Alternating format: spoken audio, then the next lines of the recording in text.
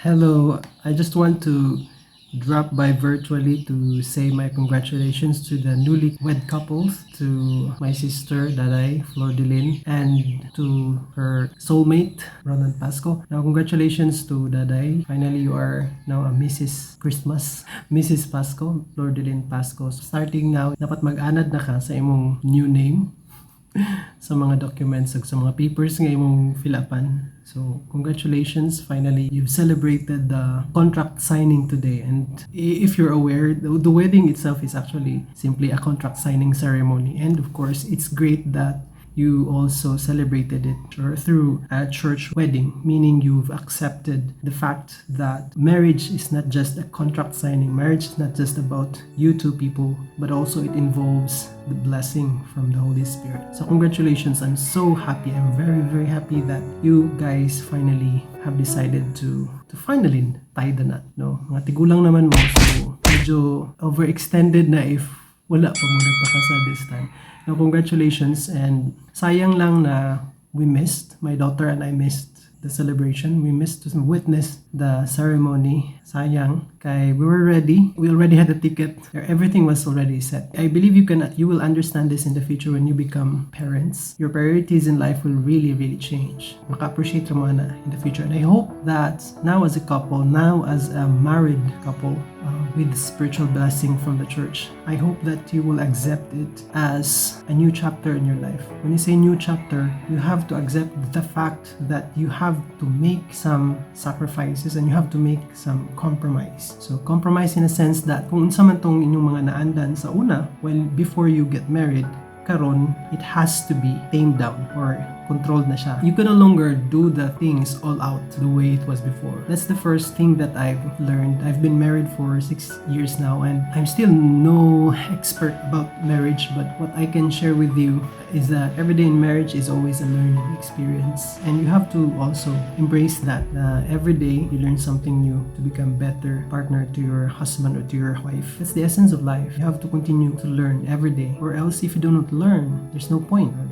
Because when you stop learning, it's as if you don't live at all. That's the essence of life. You learn to accept the changes that is happening in your life. You have to learn to compromise things. Kung sa una hilig ka mugawas sa balay on your own, dali ra kayo, no? You just take a bath, maligo ka, mag-ilis, magpahumot, sahay, then you just go out of your house. Na ang kinabuhi sa kasinggo. But now, as married individuals, dili na siya dapat mao ang inyong i-practice. You have to change also your habits, especially when you become parents. Usahay, you may go out of your house maski wala na ligo.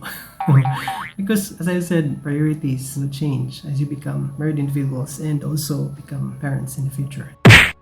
Now, I really do hope that, no pressure, but I do wish that you will have children, more than one. I know that you will be both great parents sa inyong mga anak in the future. I know that for the fact that you have been responsible people, you have been responsible citizens, and you have been responsible siblings sa inyong mga igsoon, especially sa akong mama.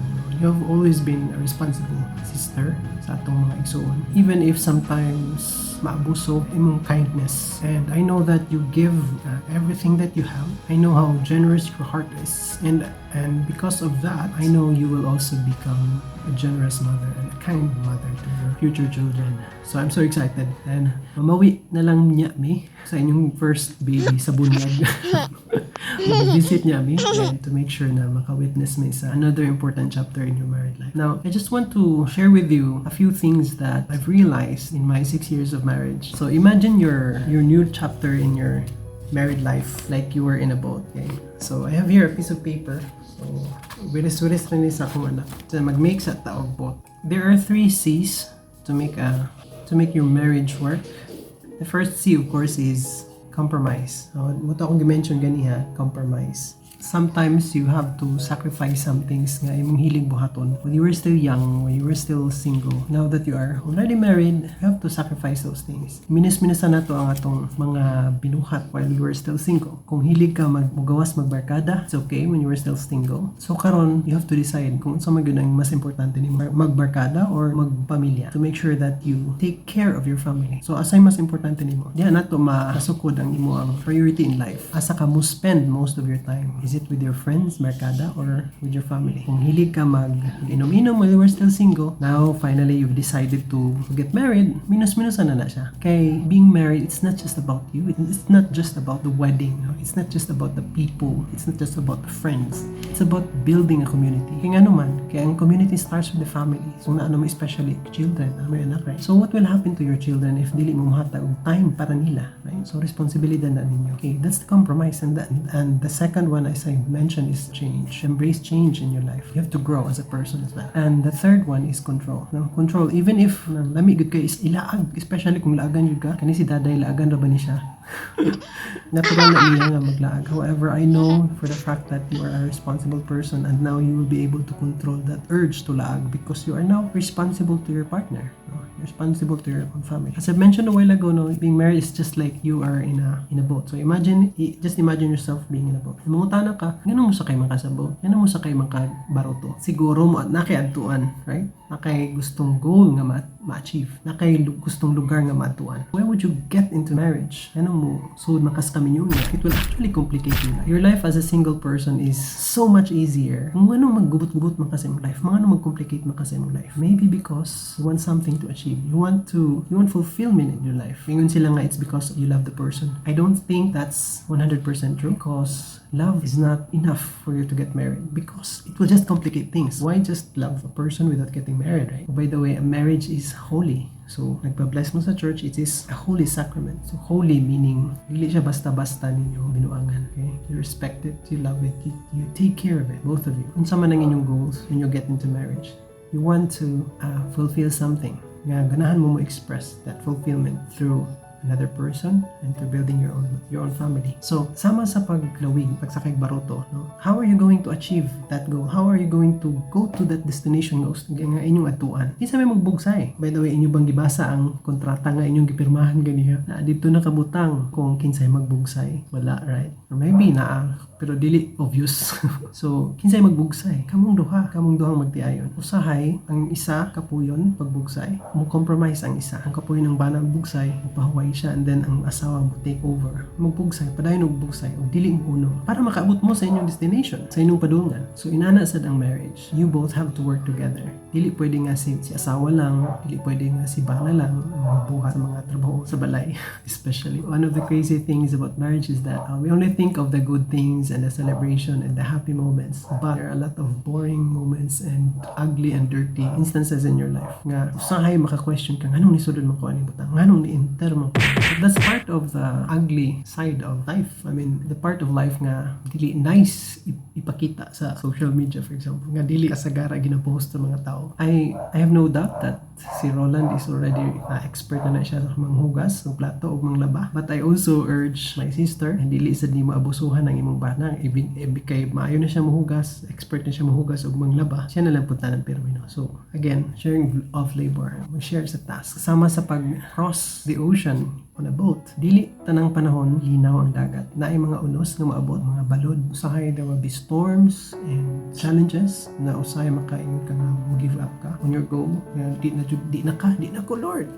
So I believe that's part of life, not only in marriage. Sa man imong buhaton kung maabot na sa inyong kinabuhi, especially kung naay unos nga maabot sa inyong kinabuhi. Hinumdumi nga priorities, no? Priorities meaning mo inyong unahon og buhat before ang uban. So maning baroto no, so inyo yung i-fold into, it becomes a triangle para dili ninyo makalimtan ang akong message. Okay, ang priorities of life, top 3 priorities. Number 1 is spiritual need. Especially kung na mga instances nga you're in doubt, na maglibog ka kung sa imong buhaton. You feel like the problem is very heavy. You feel like it's almost impossible to solve. Focus on the spiritual side of your life. Instead of going with your friends, maghubog-hubog, inom, it doesn't help. It won't help. Maybe it will make you feel good at the moment, but dili na siya makatabang in the long run. Wala na siya long-term na solution. But why would people do that? Kung anong ganahanta mo, kukuyog sa mga friends, especially when we experience mga bugat nga mga panghitabo. Because our friends make us feel good. Our friends help us forget the realities of life.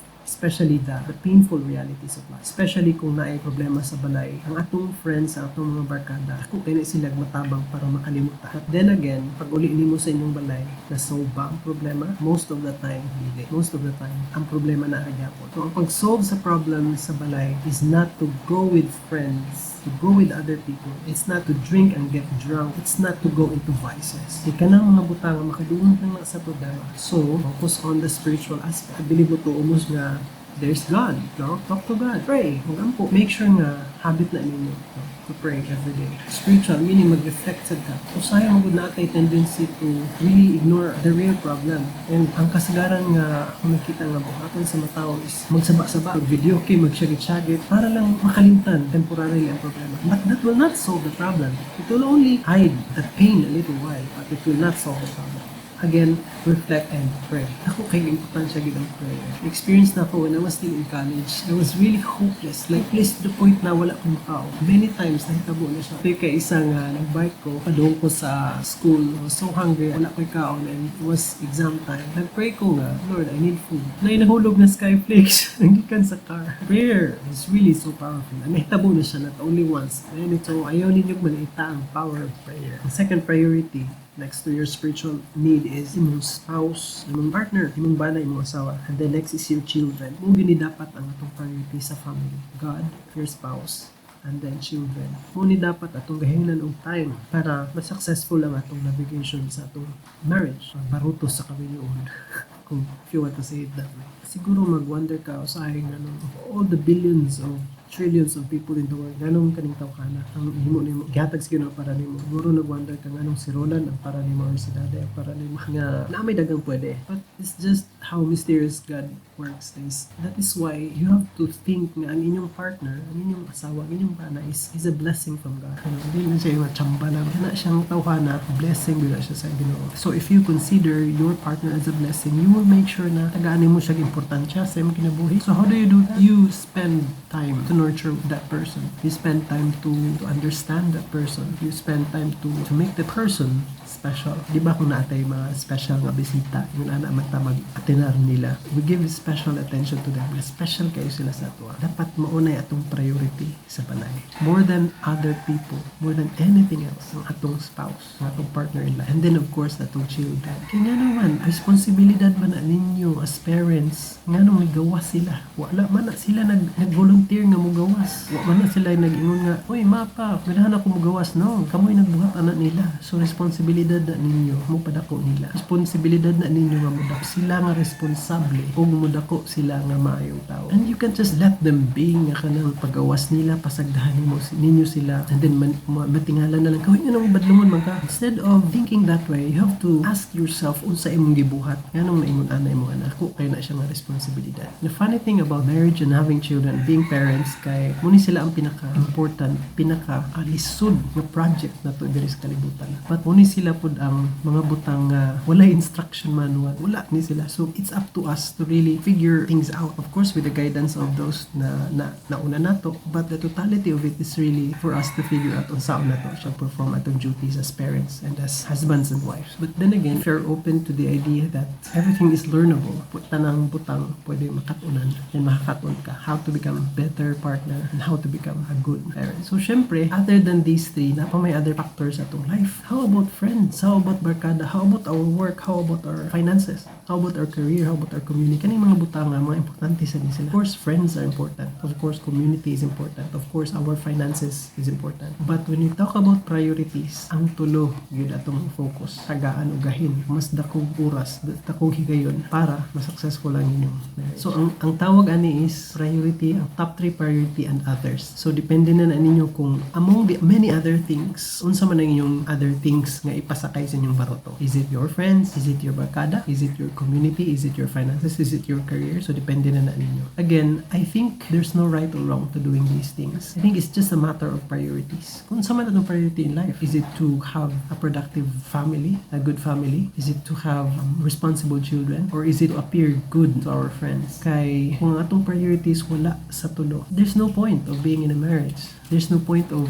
being in this little boat that we call marriage. Kay kung ang imong time na asa, ubang butang, gawa sa tulungan ako na mention, ang mahitabo is mabugatan na inyong baroto. Tendency is malunod ang inyong baroto. Dili mo makaabot sa inyong gustong padulungan. Inisulod naman mo aning baroto ka, make sure that it will work. Make sure that inyong hinungduman ang inyong mission to this marriage, kung sa inyong gustong ma-achieve, kung sa inyong priorities. Remember that top 3 priorities, your spiritual, your spouse, and your children. And of course, depende na sa inyo kung unsa ang inyong other priorities nga inyong isakay. And also, the tulo kasi nga akong gi-mention earlier, compromise, control, and pabalik-balik ning letter C nga ikatulo, commitment. Ang pag-learn everyday is a commitment. I cannot give more emphasis on this kay I'm sure gibalik-balik ni siya sa simbahan sa wali sa pare. Commitment. Again, congratulations, and I am happy to welcome you in the married life community, and I am excited to see you both grow as individuals in your family,